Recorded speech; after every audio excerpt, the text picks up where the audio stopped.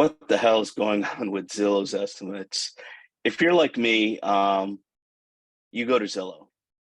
As an agent, as a real estate agent, been doing this for 18 years in Miami.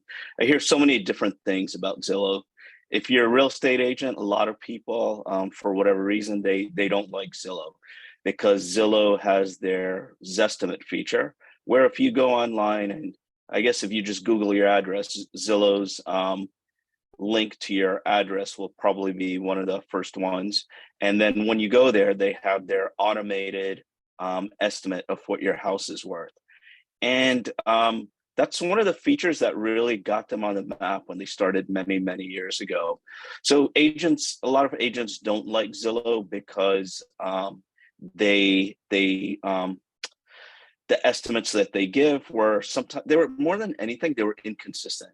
Sometimes they were way too low, sometimes they were way too high, and sometimes they were perfect. So a lot of agents didn't like them. For me, I'm indifferent about Zillow. I definitely go on Zillow a lot because Zillow is what people use. People all the time check Zillow, and their site is pretty cool. They're Many of the people that founded Zillow are, exceptionally bright people, and I like using their app and I like using their website.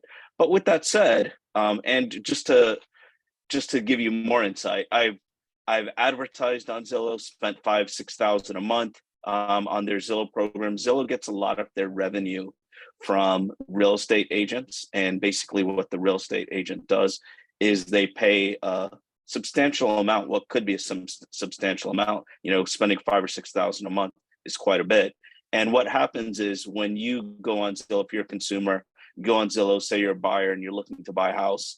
In the past, I'm not sure how it is now, but in the past, you would be able to see these sponsored agents. In the past, you were able to see also the listing agent. I'm not sure they have the listing agent anymore. The listing agent is the person who has that contract with the seller to sell the property, the person who's hired, who's paid to do that and split that money with the buyer's agent typically.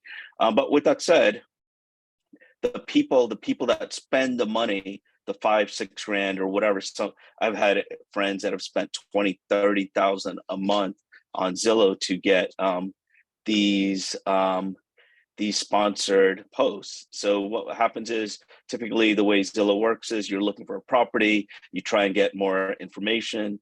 And a lot of people don't know this. These sponsored agents will get what's called a quote unquote lead, a buyer lead, and then they'll call you or they'll text you or you'll call them. Somehow you get in touch and you're going to want to see the house. And a lot of times you don't know, if you're a regular consumer, you don't know that these agents are paying to get those leads rather than the listing agent. I stopped doing that many years ago. I didn't really like the process. And if you're a real estate agent and you do that and it works for you, by all means, that's great. I'm not like judging you. I do invest in Zillow. I have stocks on Zillow. I have basically stocks in Zillow and Realogy that is like Sotheby's, Coldwell Banker. It's a big conglomerate of different companies. I invest in EXP. I invest in Compass, of course. Also in there's many of them. So I'm not going to just give you my whole stock portfolio. My wife and I, our stock portfolio. But my whole point is that we invest in a lot of different companies. Open Doors, another one, in a lot of different real estate stocks because we know real estate a bit, and obviously other companies like Tesla, Facebook, and so on and so forth. So I'm just telling you that to tell you that I have nothing against Zillow. I invest in them. So, I should actually like them and hope they do well. With that said, though, and I keep saying that, I'm going to probably have to stop saying with that said. Anyways, I wanted to share with you guys something that I've noticed recently with Zillow prices, their estimates. And for those of you that don't know, I'm going to go back a little bit. And I'm going to share my screen a few times. I have like PTSD with Zoom screen sharing. So once I share screen, I'm going to get out of it and go to the next one. I did a presentation before, and I thought I was sharing my screen, and there was hundreds of people, and I thought I was sharing my screen. I had my chat off. I should have had it on, and none of the screens I was sharing were the right one. So, I've had that. This has been for a couple of years now. So if I look a little awkward sharing my screen, my bad. Sorry about that. But I want to make sure I share the right stuff with you. So Zillow in the past, up until not long ago, they were buying properties. So you could go on Zillow, you can get an estimate, or you could be looking at properties, or you can just go on Zillow, look up your home. And then if you were looking to sell it, there are other companies that do this, Open Door and a few others, where if you wanted to sell your house, you can sell it to Zillow. And so I forgot what it was called, something, maybe it was Zillow Offers or something like that. But anyways, they were doing that business. And so you would think a company that has an algorithm that basically is buying properties would probably do pretty well at it, because their whole business is based on the Zestimate, and obviously a great app and great website. But you'd figure that if they're spending so much money on creating this algorithm that gives property values, they would probably do well in that business. But I'm going to share my screen with you. Unfortunately, they didn't. So last year, this is February 13th, 2022. So maybe this is this year, actually. It seemed like it was long ago. They reported an $880 million loss on failed home flipping. So with that said, guess I did it again. Anyways, with that business of flipping homes, they actually didn't do that well with it. And this was when the market was hotter than it is now, because interest rates have gone up quite a bit and the Fed has been changing things. Our market is having a few different. It's in a transitional time where some, in Miami, we're fortunate. People are moving here for the taxes, the weather, to work remotely, and there's a ton of different reasons why Miami's been a hot market and will probably continue to be a hot market. Maybe not hot, on fire, but definitely hot. So other markets in the U.S. are transitioning as well, because interest rates make up a big difference. Just as an aside, and sorry, I'm like going all over the place. As an aside, I did some stats, I believe it was in June, to see what the $1 million plus, our team, we have 6 people on our team, and we sell price points from 100,000 to like many millions in sales, like in price.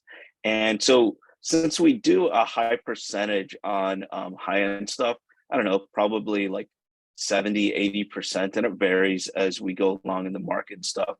Since 70-80% is luxury, and depending on the market, you can define luxury as maybe the top 10% of sales, like in the sale price, or some people just say $1 million plus. So in this case, just to make it easy, I did $1 million plus in June. I looked at the properties in Miami that sold, Miami-Dade County, all the different areas of Miami-Dade County, and $1 million plus for condos. 57% were in cash. So only 43% were financed. Single family homes tends to have a smaller amount, because single family homes tend to have higher end users. Condos will be like second, third, fourth, fifth home. Single family homes, not that all of them are end users, but there's a higher percentage that are actually living in that home, where maybe it's their first home rather than their fourth or fifth home. So with that said, man, I have like this bad habit of saying that. But anyways, about 34% of those $1 million plus homes sold in Miami-Dade County were cash, and the rest were finance. So roughly 1/3 were cash, 2/3 were finance. So the reason I'm saying this is because there's such a high percentage of cash for luxury homes. And luxury homes, when I say that, it's because a lot of people are moving to Miami to save on taxes. Because a lot is paid in cash, the interest rates going up from 3% to roughly 6% within a few months isn't having such a huge impact as it is on other areas of the country. But it is having a difference. So let me stop sharing my screen. I'm going to share with you a few things of the reason why I made this video. So typically on Zillow, when you look up a property, you know, there's just whatever, a random value, whatever they came up with. But I'm seeing this trend now. And I'm looking at a couple properties that we just listed, plus a friend of mine who just listed a home as well. So in all cases, the Zestimate, the price that was supposed to be Zillow's algorithm that creates their value was less than what it shows now. Okay, so all three of these examples that I'm going to give you all had lower Zestimates than the ones that I'm going to show you now. So they had a lower Zestimate, then the property was listed, then it changed. But it's super interesting to see what they changed to. So I'm going to pull up the first one. This is a property we have in Coconut Grove. So let me see if I can get rid of this thing. Okay, hopefully you can see that. Okay, so this property was listed at 350,000, and then their estimate was significantly less than 350,000. Once we listed it, Zillow's estimate was 350,000 and $3. So they made it almost exactly the same as the list price. So I'm going to show you a couple other examples. This was exciting to me when I found this out the other day. So, okay, so let's share another screen. So this is another home we put on the market. The Zestimate was less than 425 when we listed it. Then we listed it. It went to we put it on the market 425. The Zestimate was 425,002. So almost exactly the same as what the list price was. I'm going to share with you the last one, and then I'm going to go back to these because I'm going pretty fast with these. So then the last one is a friend of mine listed this home in Kendall, and it was significantly less than 525,000. And now all of a sudden, Zillow increases the price and they made it 525,003. So isn't that weird? They made it almost exactly like that. Let me see if I can pull back like the time when, if they have the history of their Zestimate. So contact agent. So the Zestimate history. So you can see this. It was here. It was listed for 525. It was down. It was listed for 525, and then there's an estimate went to 525. I'm going to do the other ones. Let's see if the other ones were similar. So this one was, this was 425. There's a cement went to 425,002. Let's see their history on this.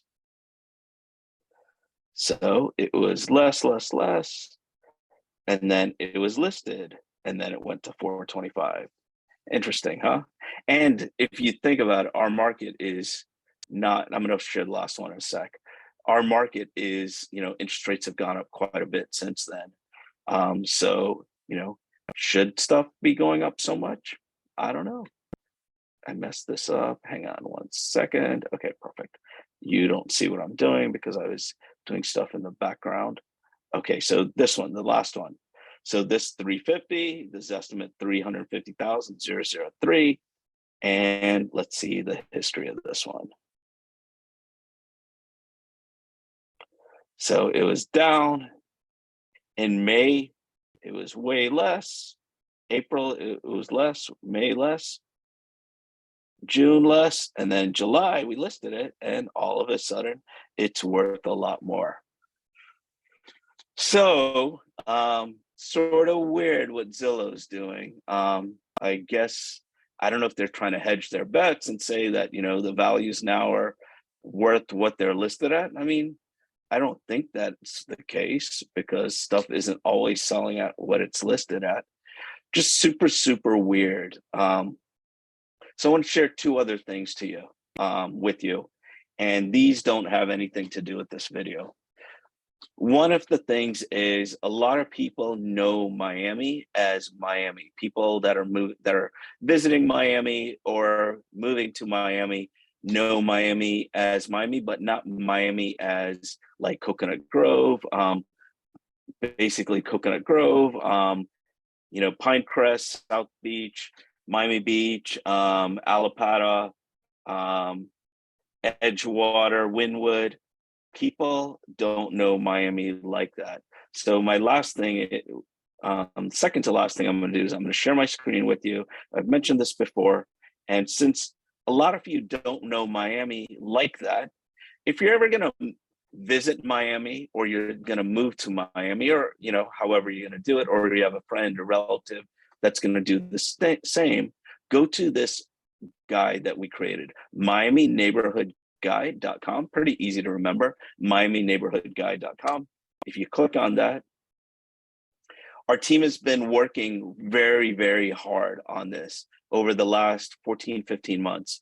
So what we did is we broke down Miami in like 40 or 50 different neighborhoods. So everything you want to know about any neighborhood in Miami. And we're constantly adding different neighborhoods to it. And so I'll give you an example, a place that maybe you heard, Brickell. A lot of people that are moving from New York or California know Brickell. So Brickell is in Miami. It's a pretty cool area. So if you don't know Brickell, the first thing is we have a blog that says Explore Brickell. I'm not going to share it with you what they are. You're going to need to go there. So miamineighborhoodguide.com. So Explore Brickell is like an overview of Brickell, some like demographics, meaning like how many people live there, location, where it's located on a map, and basically the story of Brickell. The next thing is 5 things you may not know about Brickell. So maybe you know Brickell, but maybe there's some things you don't know about Brickell.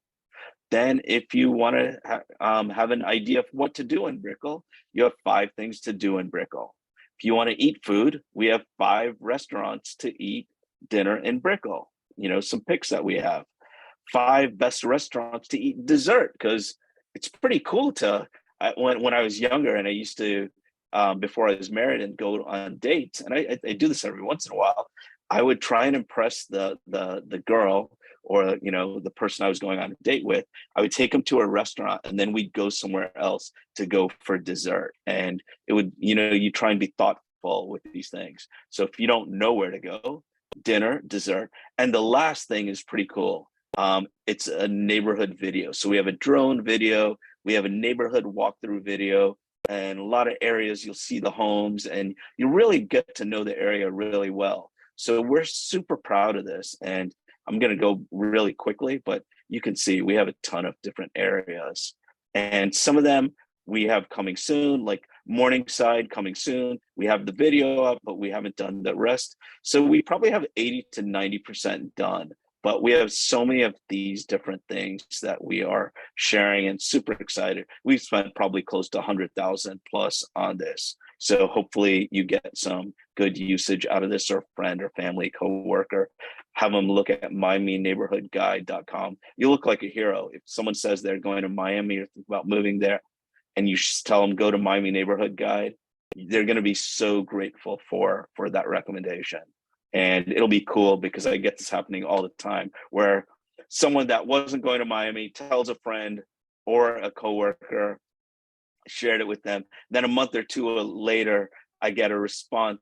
This person shared it with them, and then they saw the friend that they recommended, and they're like, man, thanks for recommending that restaurant. It was amazing. And then eventually I get the story every once in a while. Not that I'm looking for pats on the shoulder or anything, but if we could help someone have a better meal or dessert, or get to know the area better, it's amazing. So the last thing I have to say, besides, sharing our videos and subscribing, is this.